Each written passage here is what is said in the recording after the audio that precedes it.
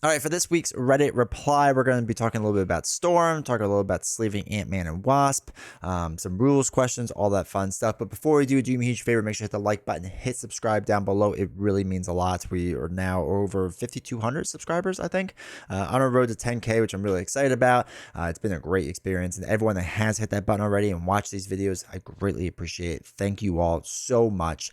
Let's go do this week's Reddit reply. All right, first thing is oversized card sleeving. Has anyone tried sleeving the oversized cards like Ant-Man and Wasp? And if so, which sleeves did you go for? You want to get side loaders, right? That's what they're called. And like the sleeve opens on the side. I wish I had it with me, but I don't.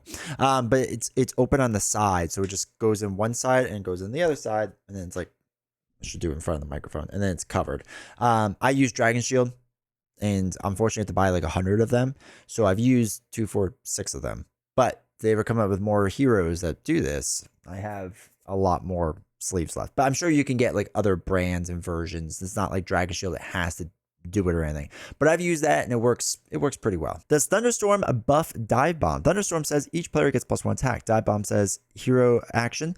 Attack, deal 7 damage to enemy, 1 damage to each character. Due to it being attacked, does it deal 8 damage? Now, so what it actually says is each character, right, gets +1 attack. It's not each attack gets 1 attack, right? If that makes sense. So it's literally talking about the statistic for attack.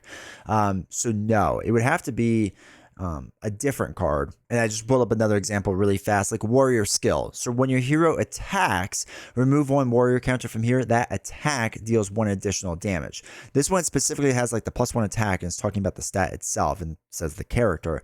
This is when your hero attacks. As they have stated, Dive Bomb is a hero attack, or it's a hero action that's an attack. Remove 1 counter from here, and that attack deals 1 additional damage. And that, just FYI, because I know people have questions about that too, it would be 8 damage and then deal 2 to each other enemy, right? Like it would affect all of it.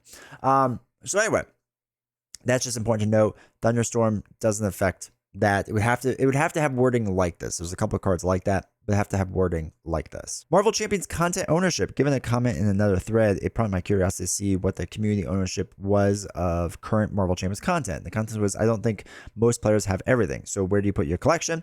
And they put all this stuff here. So I voted that I have everything. And again, whenever you're watching this video, it's going to be a bit later. It'll be interesting to see what it changes to. It's at 106 votes right now. Now, caveat, obviously, this is a Marvel Champions subreddit. Most of the time, people that are joining these subreddits and that are involved are like really into the game, right? So it's going to be weighted slightly heavier toward the I have everything crowd. But it still is interesting to see, because there are subreddits I'm a part of that I'm not active in, but like I hang out in, that I don't have everything for those games. So it's not like it should be everything I have everything, or it should not, everyone should be that way, but it will be weighted heavier that way, generally speaking. I do think in the grand scheme of things, I think the majority of the community does not have everything.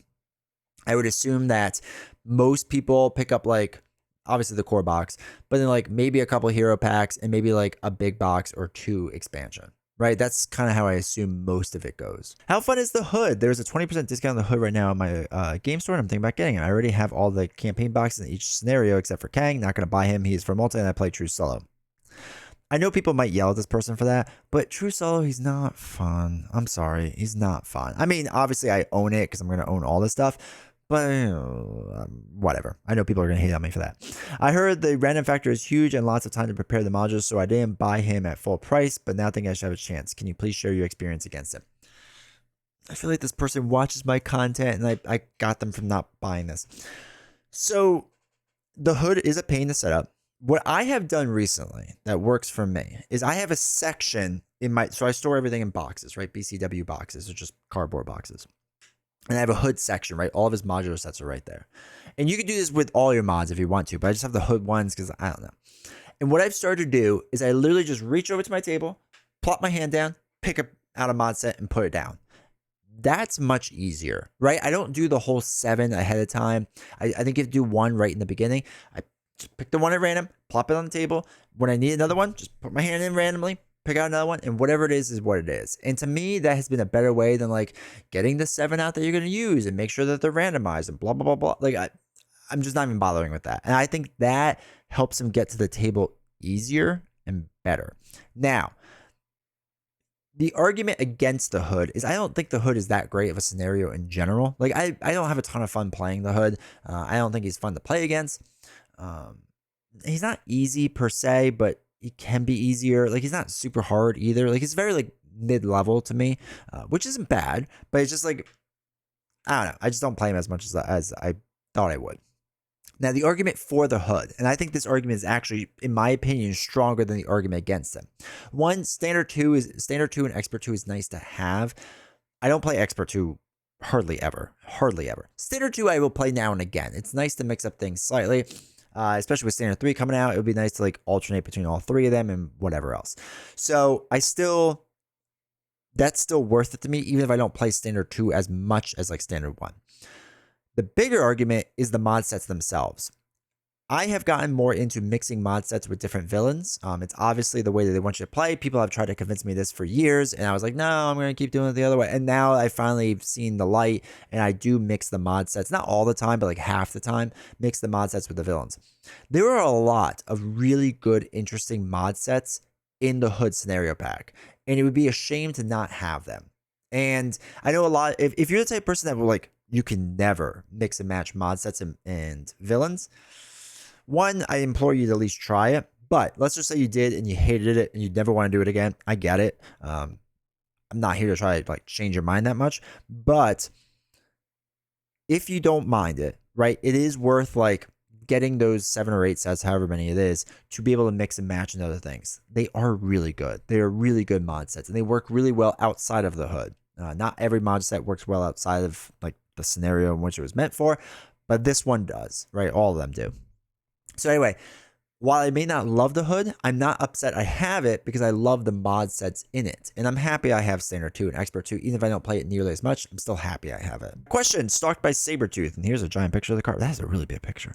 Is the amount of damage sustained by Robert Kelly per round, per player, symbol plus 1 player. In a 2-player game, Kelly receives 4 damage per round? No. So, okay. What this is just the amount of threat that gets added on. This is nothing to do with the damage. So don't look at that. After resolving step 1 of the villain phase, deal 2 damage to Robert Kelly. Now, if it was 2 and like this little person symbol, it'd be 2 damage per person or per player, I'm sorry. But it's not. It's a flat 2 damage. Doesn't matter how many people are there. It's irrelevant. It could be 1 person, it could be 1,000 people playing. He's taking 2 damage and that's it. 3 damage instead if there are at least 6 threat per player here, right? And that's what that means. So if you're playing solo and there's 6 threat on here, Robert Kelly takes 3 damage instead. If you're playing 2-player, right, it'd be 12 damage. And I think they're playing 4 players, so 6, 12, 18, 20. I can't math. 24 threat is on here, then he starts taking 3 damage, right? That's what it is. So no, you would not lose with round 1 and whatever.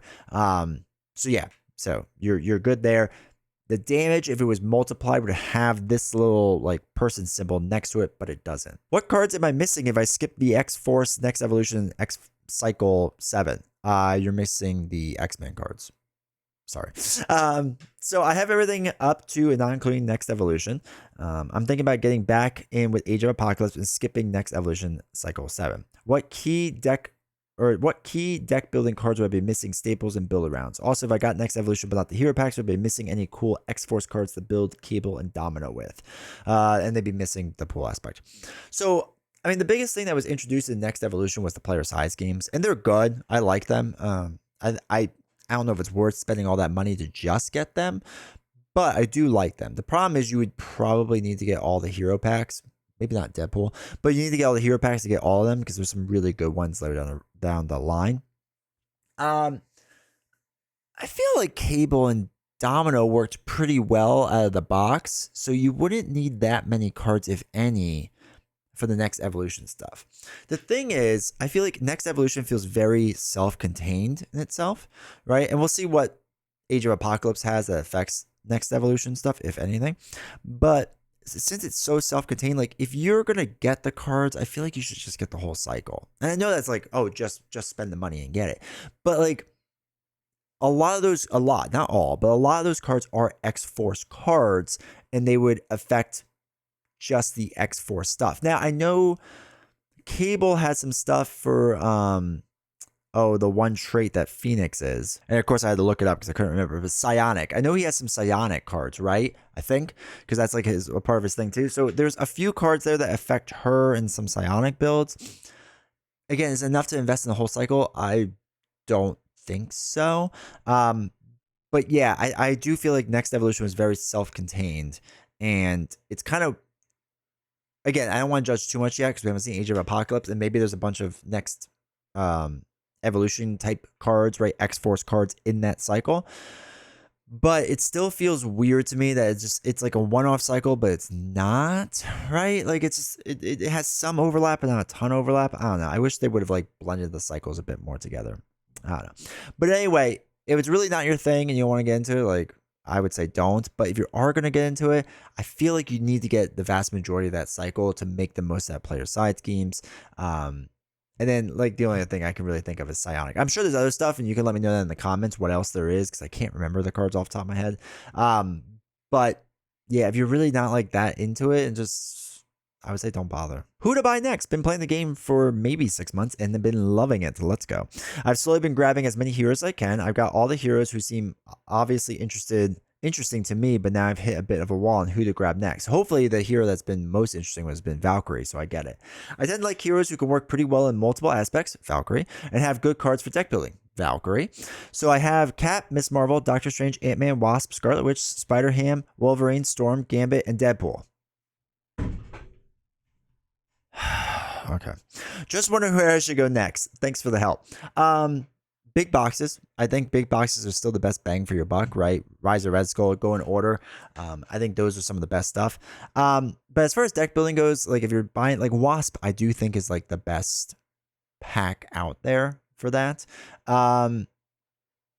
Past that, I mean, I don't know. We've gone through so many cards now for deck building stuff, and I have a whole series on. You can go check it out.